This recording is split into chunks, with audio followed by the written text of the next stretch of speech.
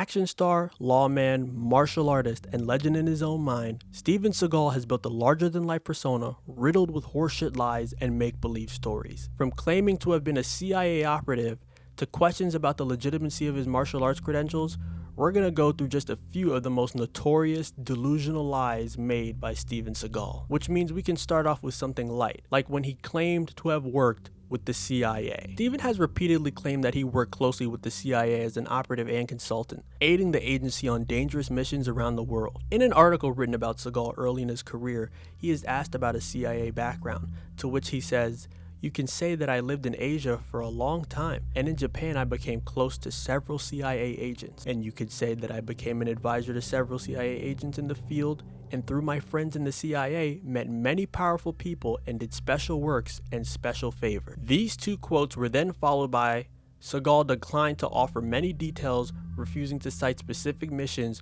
or locales. No credible evidence has ever been presented to support this claim. A magazine even asked former CIA operatives about it, and no one, other than Seagal himself, were found to support this statement. It's often dismissed as one of these stories that were just made up to boost his image as this badass CIA agent who just so happens to also be able to teach professional fighters deadly finishing moves, which is lie number 2, claiming to have taught professional fighters deadly finishing moves. Steven Seagal has claimed to have taught UFC fighters secret and deadly techniques, asserting that his unique training significantly improved their performance. One of the most notable instances involved his claim to have instructed Brazilian MMA legend Anderson Silva on executing a front kick, famously used to knock out Vitor Belfort at UFC 126. Seagal stated in interviews that he introduced the technique and refined Silva's ability to use it effectively.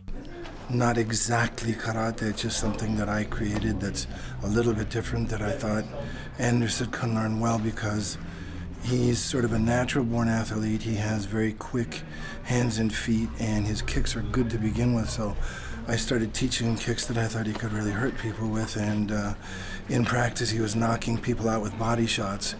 At that point I knew he was going to start to really make these kicks, work. However, Silva and others have downplayed Seagal's contributions, suggesting that his involvement was more performative than practical. Most people often view his claims as an exaggerated self-promotion, aligning with his history of making questionable statements about his martial arts influence. Those statements are probably just as, if not more questionable, as this third lie when he claimed to be a Russian diplomat. It's no secret that Steven Seagal has ties to Vladimir Putin, but over time, he has cultivated an exaggerated narrative about his ties to Russia and Vladimir Putin, presenting himself as a close ally and cultural ambassador. In 2016, Seagal was granted Russian citizenship by Putin himself, a moment he used to reinforce his claims of being an insider in Russian political and cultural circles. He has referred to Putin as one of the great world leaders and positioned himself as a diplomatic figure, even suggesting he could bridge the relations between Russia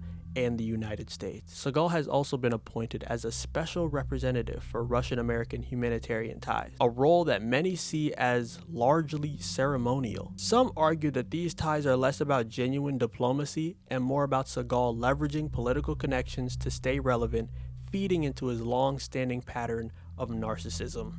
Lie number 4, the legitimacy of his martial arts credentials. Now, with this one may not entirely be a lie, because it's actually true that Steven Seagal is a legit 7th degree black belt. It's the martial art of choice that makes people raise their eyebrows. He is a legitimate Aikido black belt, but the martial art is the questionable thing. Aikido is defined as a comprehensive system of throwing, joint locking, striking, and pinning techniques coupled with training in traditional Japanese weapons such as the sword, staff, and knife. A comment describing Aikido seems to be how it's felt amongst the majority of people. You know the martial art is bullshit when the students aren't the ones showing their skill, but rather just pawns for the master to make himself look good. Real martial arts is about teaching, learning, and self-development. And just so you can see for yourself, here's Steven Seagal taking on like 5 dudes at once. They're martial arts.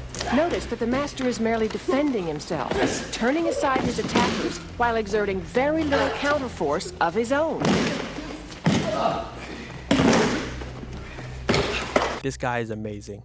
I once got in a fight and tried to defend myself against a bunch of guys with Aikido that I learned from Mr. Seagal. Long story short, they beat the absolute crap out of me. He knows Aikido, Taekwondo, Karate, and about 10 other scary sounding words. I remember when I was a kid, Steven Seagal was godlike with his skills. He just throws people around with all his sick hand movements. Now you realize it's all bullshito. I think the reason why so many people make fun of his legit martial arts career, I mean besides the actual martial art, is because of Seagal's massive, insufferable ego. He talks about his abilities as a martial artist like he's some unkillable godlike figure, which actually leads us into his final fabrication, the unchokeable incident. So legend has it, while on the set of the movie Out for Justice, Steven was walking around saying that due to his Aikido training, he was immune to being choked out. So allegedly, legendary judo master and stunt coordinator Chuck LaBelle challenged Seagal's claims, leading him to instantly choke out Seagal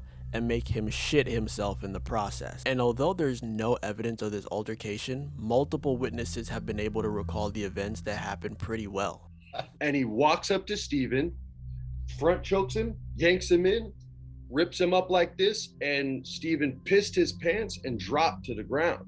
Due to it being circulated so much, Seagal has had to spend multiple decades denying this whole thing ever happened. Tells everybody he beat me up, he choked me out.